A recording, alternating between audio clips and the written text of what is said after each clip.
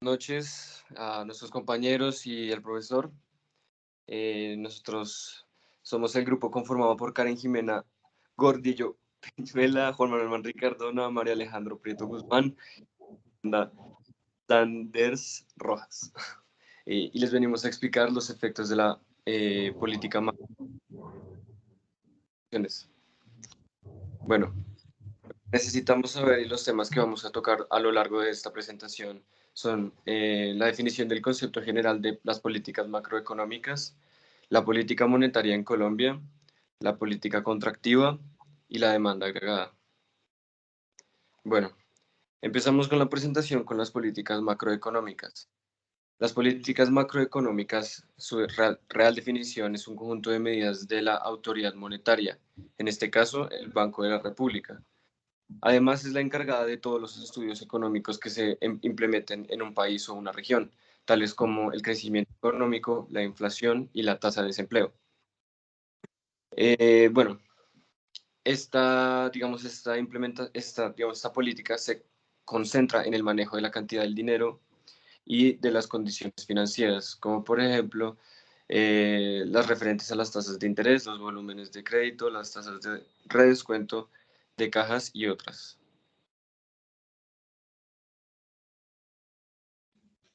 De acuerdo. Bueno, aquí vamos a hablar sobre la política macroeconómica o, bueno, monetaria en Colombia. Primero que todo, pues hay que tener claro que el Banco de la República, pues es la entidad, la autoridad monetaria del país. Eh, el Banco de la República tiene un objetivo en el cual es mantener la tasa de inflación en un margen que en este caso la Junta Directiva del Banco de la República marcó en el 3%. Actualmente, ¿cómo se encuentra ese margen? Pues para el mes de octubre se cerró al 12,22.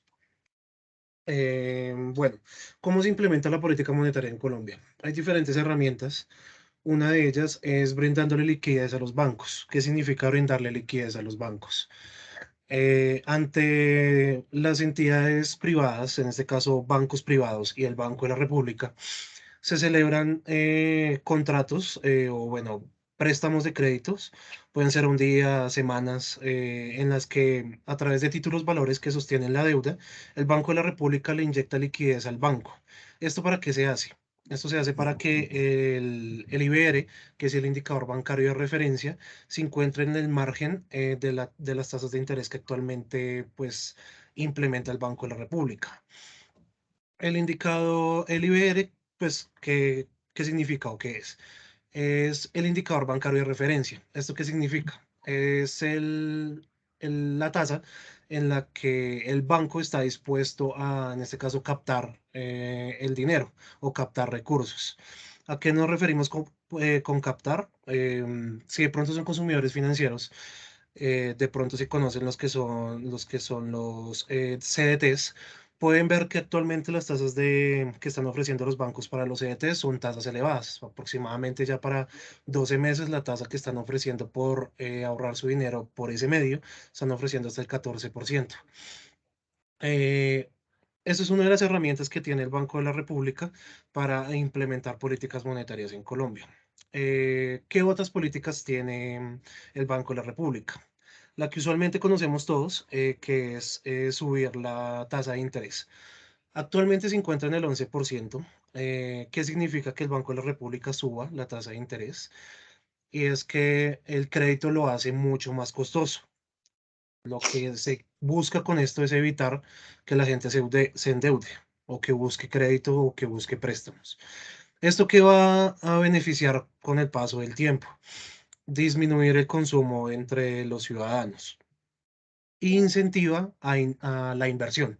Por eso hablaba anteriormente en hacer la nivelación con la tasa IBR para que los bancos tengan una tasa competitiva frente a la tasa de interés que puso el banco, para que más bien la gente incentive más bien en ahorrar su dinero por ejemplo, los CDTs o en sus cuentas de ahorros que también ha venido creciendo su tasa de captación.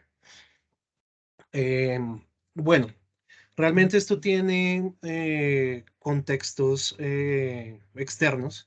Digamos que actualmente pues no es solo por tema interno de Colombia, sino que hay muchos factores externos que, digamos, que hacen que el Banco de la República tome este tipo de decisiones.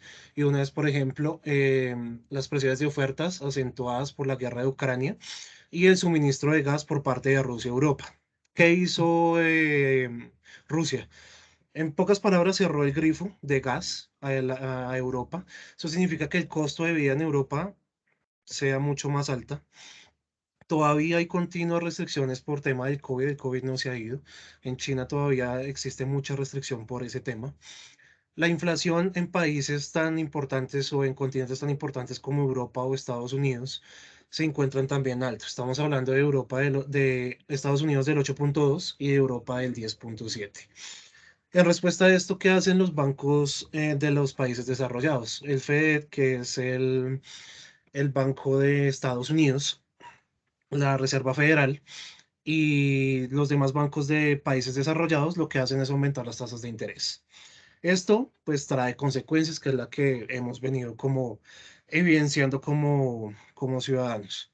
Es la materialización del riesgo en condiciones financieras apretadas para Colombia, aumento en el margen del riesgo corporativo y soberano, tasas de interés externas extremadamente altas, fuerte aumento de la prima de riesgo y lo que significa la depreciación del peso. Quiero puntualizar que hacemos referencia con la prima de riesgo. La prima de riesgo es esa mayor rentabilidad que el inversor exige a un activo. Vamos a ponerle activo en este caso del país o alguna inversión que quieran hacer en el país para asumir el riesgo que conlleva hacer esa inversión acá en Colombia. Entonces, como no hay confianza en la economía colombiana, el inversor, si bien listo, puede colocar el dinero, pero lo va a hacer a una tasa mucho más alta, lo cual pues perjudica la economía del país. Se me olvidó nombrar algo anteriormente y es que también el Banco de la República habla de una política de postura contractiva, que ya ahorita mi compañera va a ingresar a dar todos los detalles de qué es esta política. Buenas tardes, soy María Fernanda y les voy a hablar sobre la política monetaria contractiva. Esta política es cuando el gobierno reduce el gasto o aumenta los impuestos para evitar un crecimiento insostenible, como lo ha explicado mi compañero. En esta gráfica que se ve plasmada, voy a explicar esta política. Acá donde se ve el equilibrio en el punto E1 y al desplazar la demanda hacia la izquierda, pasamos al equilibrio E2, que pues está más abajo. De acuerdo con esto, vemos que tenemos por un lado menos producción, es decir, menos PIB, y por otro lado menos precio, o sea, menor inflación. ¿Qué quiere decir esto? Que si se disminuye la cantidad de circulación, la gente tendrá menos dinero y, y una capacidad de gasto menor, por lo cual por lo cual se comprará menos y si los tipos de intereses son más altos, los créditos serán cada vez más caros, por lo cual las personas van a acceder a menos créditos. En conclusión, con esta política monetaria contractiva, es que como hay menos gastos, las empresas van a vender menos, por lo cual disminuyen su producción.